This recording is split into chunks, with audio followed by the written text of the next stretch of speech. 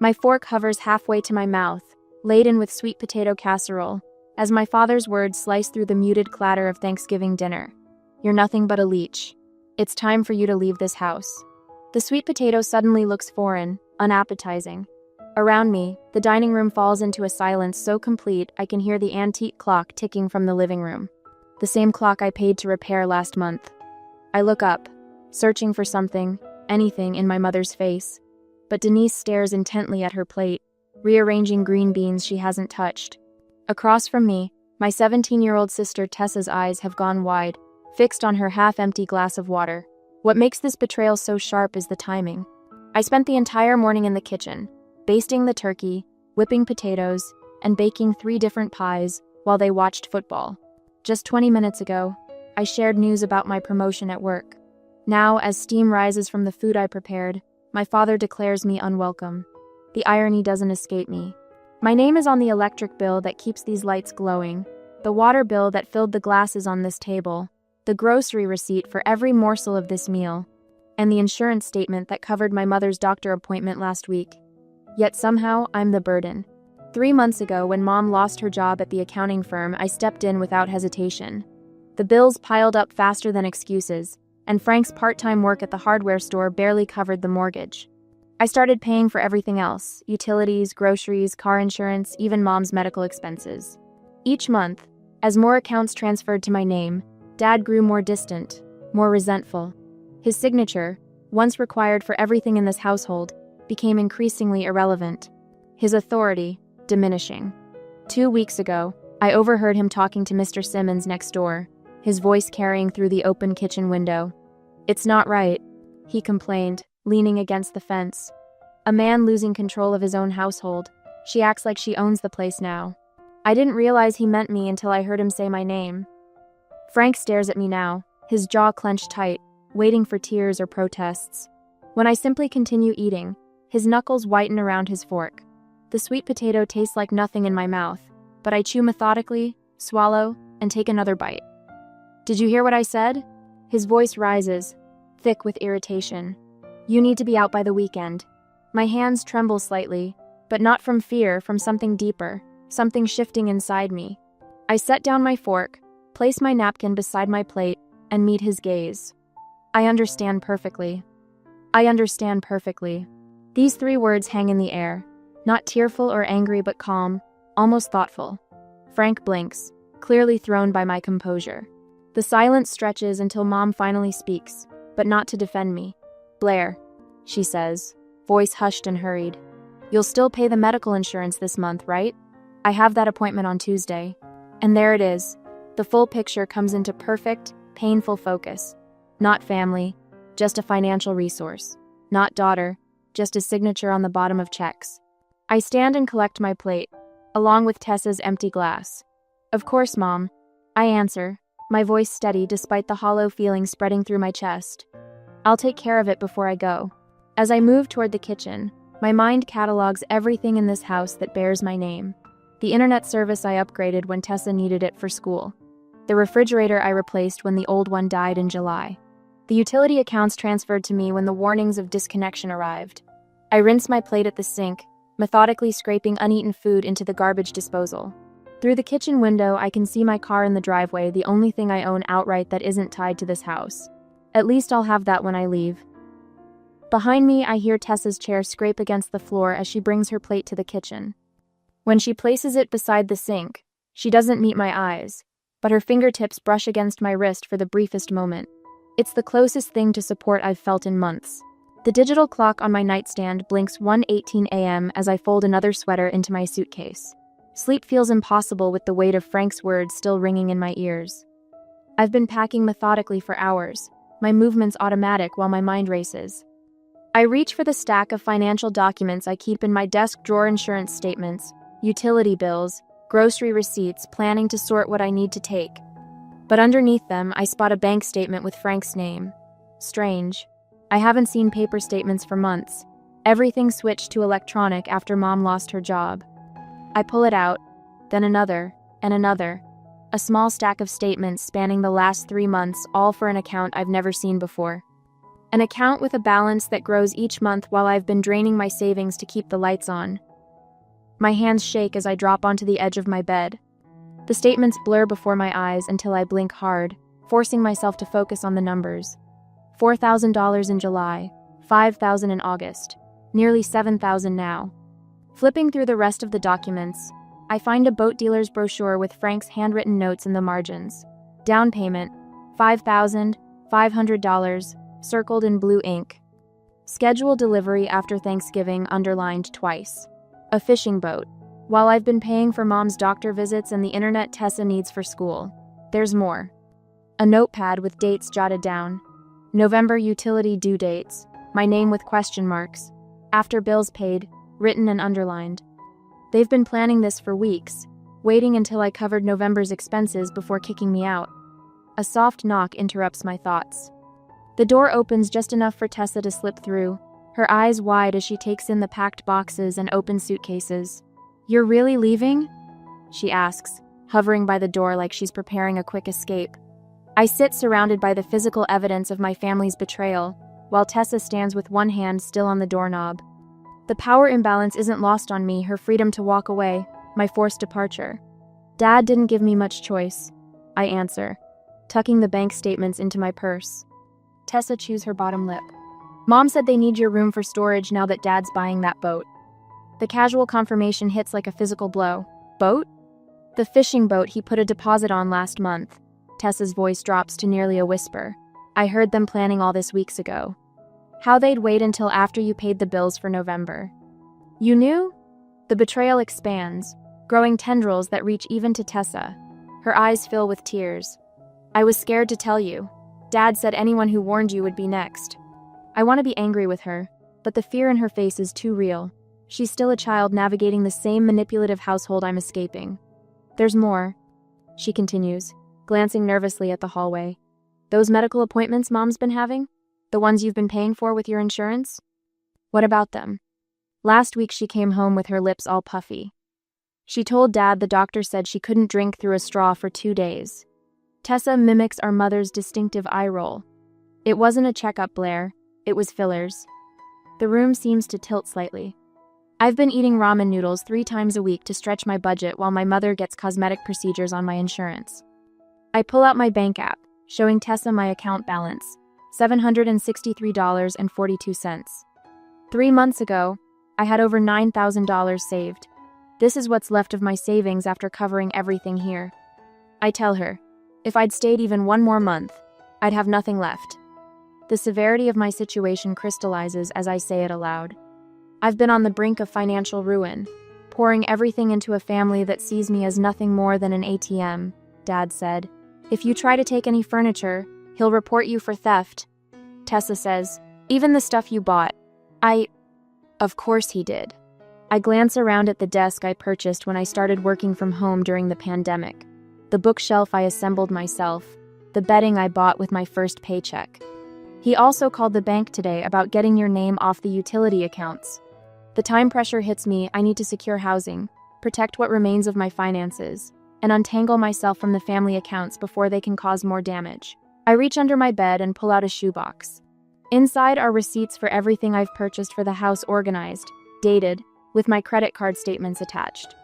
The desk, the new refrigerator, Tessa's laptop, the living room carpet, even utility bills, with my name clearly listed as the account holder, a small victory in this sea of betrayal.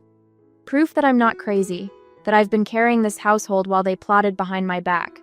Tessa watches me sort through the receipts, her expression unreadable. "Blair?" she asks finally. "Yes?" "What would you do in my place?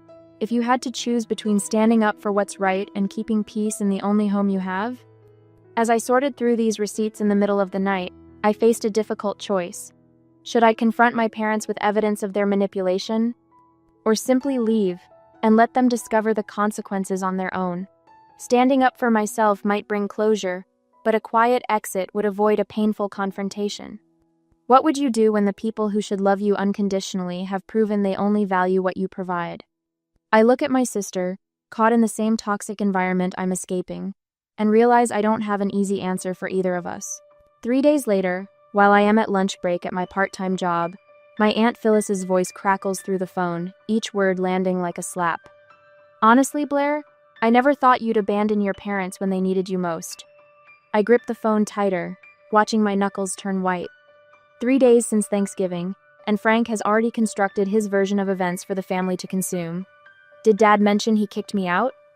I ask, keeping my voice level. He said you left them high and dry after a little disagreement, she says, her tone heavy with judgment. They're organizing a family meeting at my house this weekend to discuss your behavior. Of course they are. A public forum where they control the narrative. I'm sure they are, I say, and end the call before she can respond. After the shift, I came to my friend's home. I sink onto the edge of Drew's pull-out couch, now my temporary bed. My entire life sits in 4 hastily packed boxes and 2 suitcases stacked against the wall.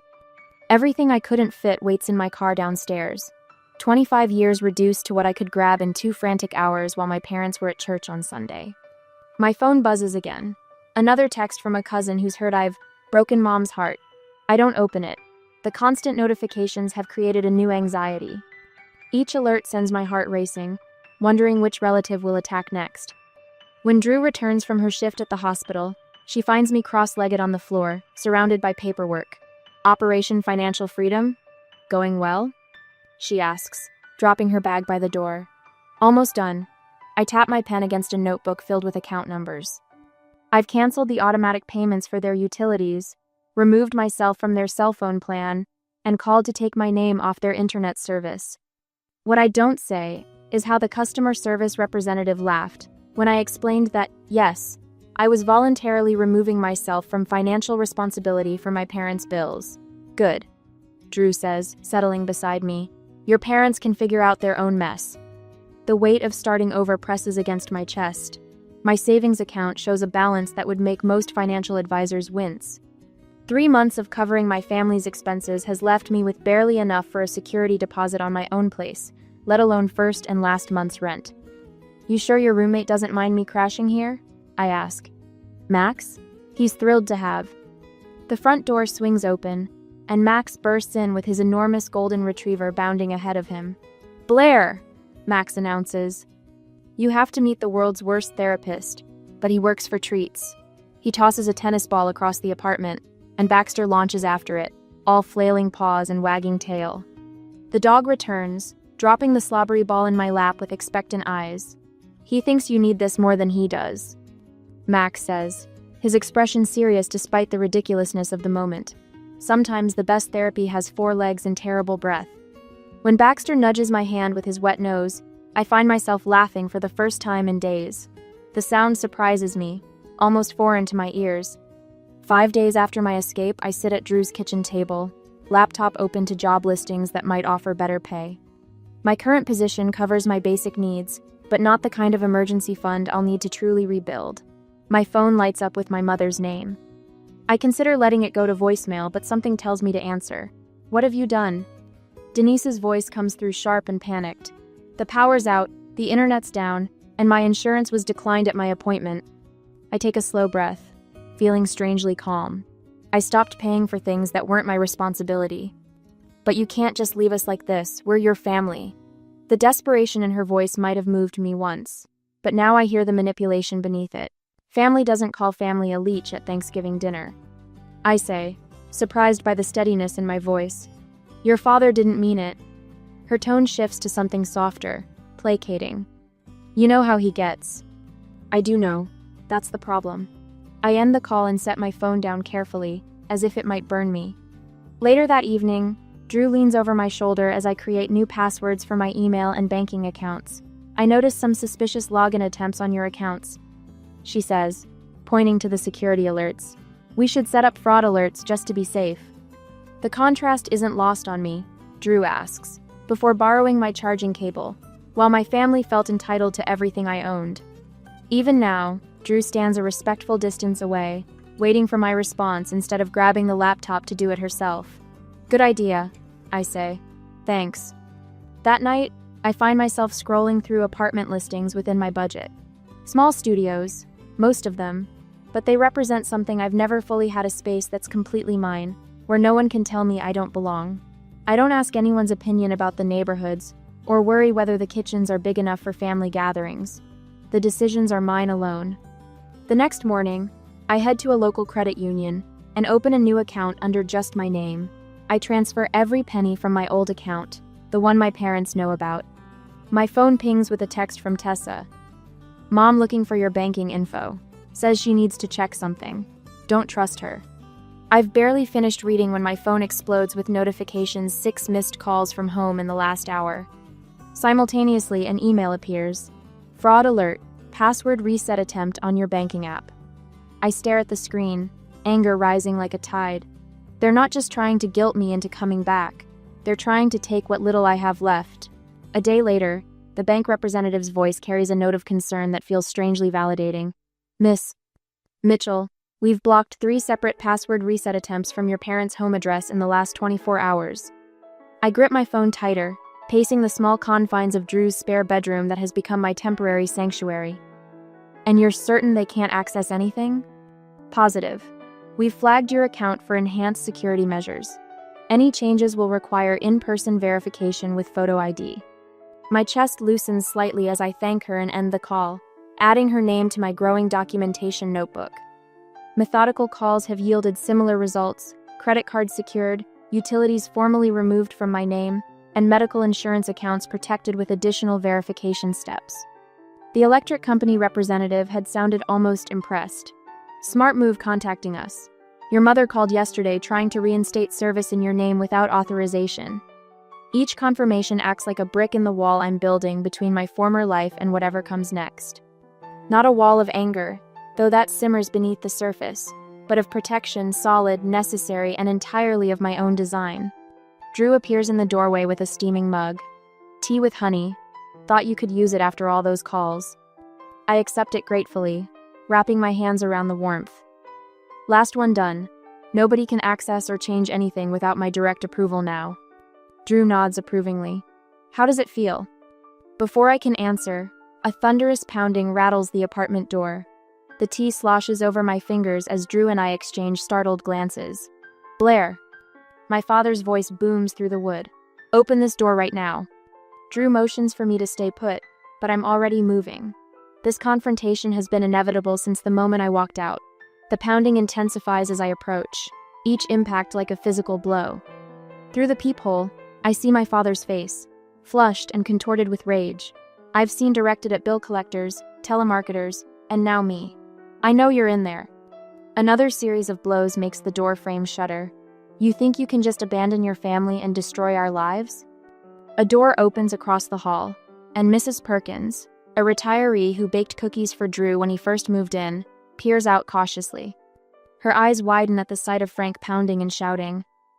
"Young man," she calls, her voice quavering but determined. "I've already called building security." Frank whirls toward her. "Mind your own business, lady. This is between me and my daughter." "Your behavior is my business when it disturbs the peace," she retorts, pulling her robe tighter around herself. Frank turns back to the door, his voice dropping to something more dangerous. "Blair, if you don't open this door right now, I'll..." The threat transforms into action as he steps back and kicks the door hard enough to splinter the wood around the lock. Mrs. Perkins gasps and retreats inside her apartment. My hands tremble as I dial 911, speaking quietly to the dispatcher while Frank continues his assault on the door. Through the damaged wood, I hear the elevator ding, followed by heavy footsteps. "Sir, step away from the door immediately." The authoritative voice of the building's security guard cuts through Frank's shouts. "This is my daughter's place. I have every right." "You have no right to damage property or disturb residents. Police have been called." Frank's response is lost in the sound of sirens approaching outside. Minutes later, I watch through the peephole as 2 officers escort my father down the hallway, his wrists cuffed behind his back, while he continues to shout that I'm the one destroying our family. When the police officer returns to take my statement, I provide it calmly, describing the financial manipulation, the unauthorized access attempts, and today's outburst with the same detached precision I've used in my documentation notebook. The officer Rodriguez, according to his nameplate, nods thoughtfully as he takes notes. "Would you like to press charges for the attempted break-in?" The question hangs in the air as Drew returns from speaking with building management about the damaged door. "Yes. I say, the words small but firm, and I'd like to file for a restraining order. Later, as I watch the police car drive away with my father in the back seat, I wonder, was filing an official report too harsh a response to years of manipulation? Or was it the necessary step to protect myself from further harm? Drew squeezes my shoulder gently. Max is bringing home some security cameras for the entrance. We'll set them up tonight. I nod, grateful for the practical support that asks nothing in return. My phone buzzes with a text from Tessa. Mom took your laptop and camera from your room, said they're collateral for what you owe them. The message lands like a stone in my stomach. More theft to add to the emotional robbery they've committed for years. I thumb a quick response. Do you know where she took them? Tessa's reply comes almost instantly. Heard her on the phone with Parkway Pawn. Said she got $300 for both. Cated. I show Drew the message, anger rising fresh and hot in my throat. Those were worth over $2,000. Do you have the receipts? Serial numbers? I nod, thinking of the meticulous documentation I've maintained for tax purposes. Everything. An hour later, Officer Williams takes my theft report with appropriate seriousness, examining my purchase receipts and noting the serial numbers. Pawning someone else's property is a criminal offense, she explains, her tone professional but kind. We'll contact the shop and recover your items. The system that felt so often stacked against me now works in my service, a strange reversal that leaves me lightheaded with possibility. That evening, my phone begins lighting up with calls from relatives I haven't spoken to in months. Aunt Sarah's message is the first I listen to. Blair, honey, I heard about Frank's arrest. I'm so sorry. We had no idea things were so bad. The neighbors who witnessed Frank's outburst have apparently shared their observations, shifting the public narrative my parents tried to control. The story is spreading, cracks forming in the facade my parents constructed. As I help Max mount the security camera above Drew's door, another text from my mother arrives. The casual entitlement of her words makes my jaw clench. I had to pawn your camera and laptop to cover the electric bill you left us with. Parkway Pawn on 4th Street. You owe me $300 plus interest. In K. I pass the phone to Drew, who reads it and shakes her head in disbelief. The delusion is almost impressive, she mutters, handing it back. I save the message as evidence, my anger not at her audacity but at how long I allowed myself to believe I deserved such treatment. The revelation settles into determination as I finish securing the camera that will capture any future attempts to invade the new boundaries I've built. This time, I'm the one watching. My phone vibrates against the coffee table, my mother's name flashing on the screen. I've been waiting for this call. 3 days since I filed the police report about my stolen laptop and camera, and finally, they're ready to negotiate. Blair? Mom's voice trembles slightly. I've been thinking about everything, and I want to propose a compromise. I say nothing, letting the silence stretch between us. In the background, I hear the television playing the same game show that used to fill our living room every weekday at this hour. If you drop that ridiculous theft report, you can come back home. She pauses, clears her throat. We'll let you continue living here, of course. Your room is still exactly as you left it. The rehearsed quality of her words is unmistakable. I picture Dad hovering nearby, nodding approval at her performance. And Blair, she continues when I don't respond. I think we should discuss your state of mind lately. Frank and I are concerned that you might be having some kind of breakdown. That's something our friends and family would understand better than what you're claiming happened. The threat lands with perfect clarity. Drop the charges or be labeled unstable. I take a slow breath. I have copies of every bill I've paid for the last 6 months. I say, my voice steady. I have bank statements showing transfers to your account. I have text messages asking me to pay for your cosmetic procedures that you claimed were medical necessities. I pause. Would you like me to present all of that as evidence? The silence on the other end tells me everything I need to know. The next morning, Officer Williams follows my car to my parents' house. Her police cruiser parked in the driveway sends a clear message to the neighbors who've been fed my father's lies. As we walk to the front door, I notice curtains twitching in windows across the street.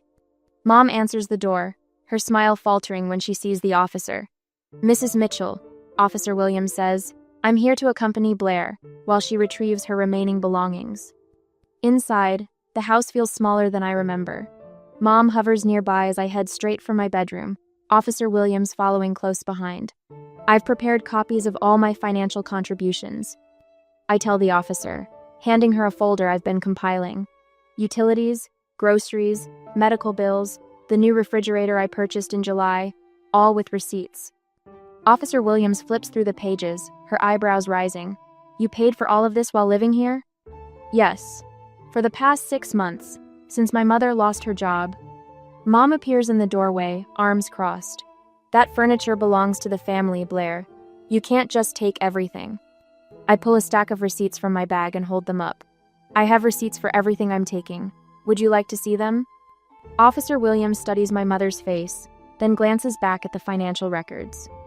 The surprise in her eyes is unmistakable.